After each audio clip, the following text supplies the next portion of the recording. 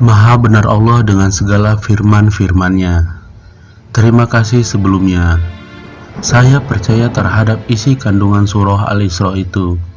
Allah Subhanahu wa Ta'ala berfirman, "Dan janganlah kamu mengikuti sesuatu yang tidak kamu ketahui, karena pendengaran, penglihatan, dan hati nurani. Semua itu akan diminta pertanggungjawabannya." Quran Surah Al-Isra 17 ayat 36.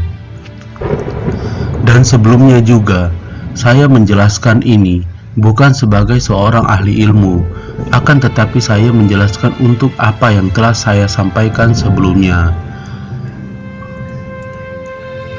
Bentuk kehati-hatian inilah seharusnya yang dikedepankan umat muslim ketika mengetahui berita mimpi ini. Semua harusnya seperti ini. Namun orang-orang memang berbeda pola pikirnya. Baiklah, dalil atau dasar hukum. Saya di sini melihatnya pertama, ketika ada sebuah kisah pada Al-Quran tentang mimpi Nabi Ibrahim alaihissalam.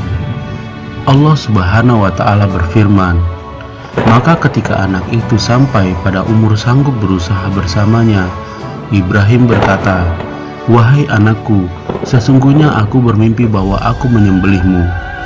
Maka pikirkanlah bagaimana pendapatmu.' Dia Ismail menjawab, 'Wahai ayahku, lakukanlah apa yang diperintahkan Allah kepadamu. Insya Allah engkau akan mendapatiku termasuk orang yang sabar.'" Quran Surah As-Saffat 37 ayat 102. Pada mimpi inilah dijadikan sebuah hari raya Idul Adha yang sampai sekarang kita rayakan. Lalu Nabi Yusuf menjadi nabi yang memiliki kelebihan bisa menakwilkan mimpi, hingga Allah buat skenario indah untuknya. Ketika raja pada masa Nabi Yusuf bermimpi, Allah Subhanahu wa Ta'ala berfirman, "Dan raja berkata kepada para pemuka kaumnya, sesungguhnya aku bermimpi melihat 7 ekor sapi betina yang gemuk dimakan oleh 7 ekor sapi betina yang kurus, 7 tangkai gandum yang hijau, dan 7 tangkai lainnya yang kering. Wahai orang yang terkemuka, terangkanlah kepadaku tentang takwil mimpiku itu jika kamu dapat menakwilkan mimpi." Quran Surah Yusuf 12 ayat 43.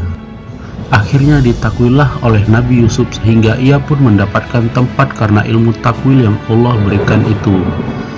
Lalu Abu Daud mengisahkan bahwa Abdullah bin Zaid berkata, ketika cara memanggil kaum muslimin untuk sholat dimusyawarahkan, suatu malam dalam tidurku aku bermimpi.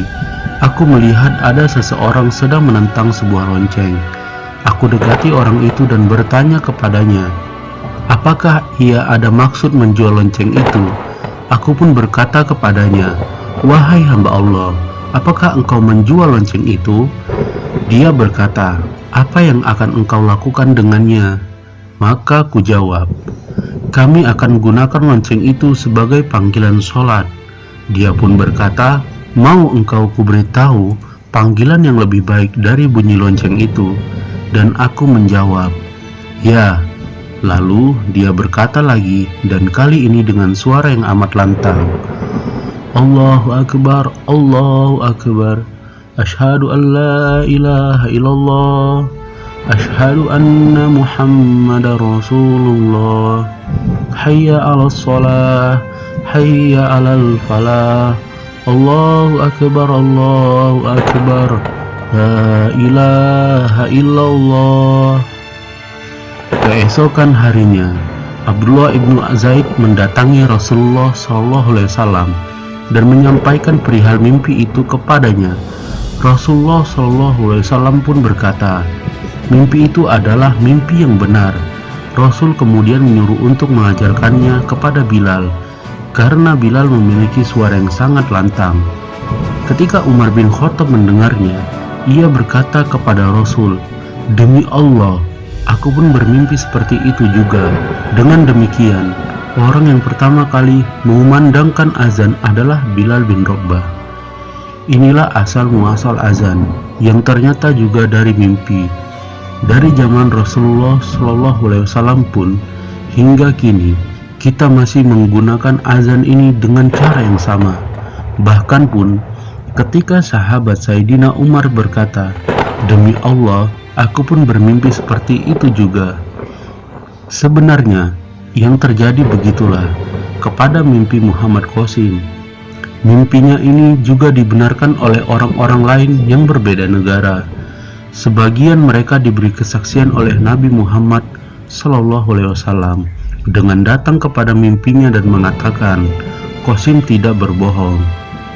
Saya pun mengatakan ini karena mimpinya menceritakan seperti itu juga. Sulit jika mimpi ini karangan belaka. Di hadis begitu banyak persoalan mimpi. Seperti salah satu hadis ini, Rasulullah SAW suatu saat menyingkap tirai dan kepalanya dililit, diperban dengan kain karena sakit yang akhirnya menyebabkan beliau meninggal dunia. Lalu beliau SAW bersabda, "Ya Allah, telah kusampaikan 3 kali. Sesungguhnya tidak tersisa lagi kabar kenabian kecuali mimpi yang benar, yakni mimpi yang dilihat atau diperlihatkan kepada seorang hamba." An-Nasai 1108. Lalu hadis berjumpa dengan Nabi. Rasulullah SAW bersabda, "Barang siapa bermimpi melihatku dalam tidurnya, maka sesungguhnya dia benar-benar melihatku, karena setan itu tidak dapat menyerupai bentukku." Hadis riwayat Muslim 4206. Bahkan diriwayatkan lain juga masih ada. Di lain kebenaran yang merujuk kepada Al-Quran dan hadis yang saya sesuaikan. Pada mimpi tersebut pun, Muhammad Qasim ketika bermimpi, tubuhnya memberikan kesaksian ketika berbicara dengan Allah di balik tabir itu. Tubuhnya bersaksi bahwa itu adalah Allah Rabbul Alamin. Juga ketika berjumpa dengan Rasulullah SAW, tubuhnya juga bersaksi bahwa itu benar Rasulullah, Rabb utusan Allah. Jadi saya menilai dari sisi baik yang bisa saya tunjukkan kepada Anda. Karena beberapa mimpinya yang memberikan peringatan sebagai pengingat diri bahwa sebenarnya sudah ada pada Islam, namun banyak terlewatkan di sekarang ini. Pada mimpinya Qasim diperintahkan untuk membaca 3 surah terakhir Al-Quran, memberikan sholawat kepada Rasulullah, membaca surah Al-Kahfi, dan mimpinya banyak mengandung nilai positif untuk keuntungan umat muslim. Pada kalimat-kalimat di mimpinya pun, saya merasakan persis seperti kalimat yang berasal dari sumber yang sama, Zat yang Maha Kuasa, yaitu Allah Subhanahu wa Ta'ala. Jadi, untuk itu saya benarkan mimpi Muhammad Qasim, mimpi yang baik, mimpi yang berasal dari Allah Subhanahu wa Ta'ala. Semoga menjawab pertanyaan Anda. Kurang lebihnya saya mohon maaf. Kebenaran mutlak milik Allah.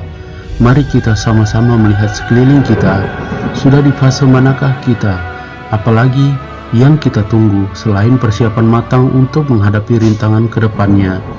Simak terus video dari saya. Wassalamualaikum warahmatullahi wabarakatuh.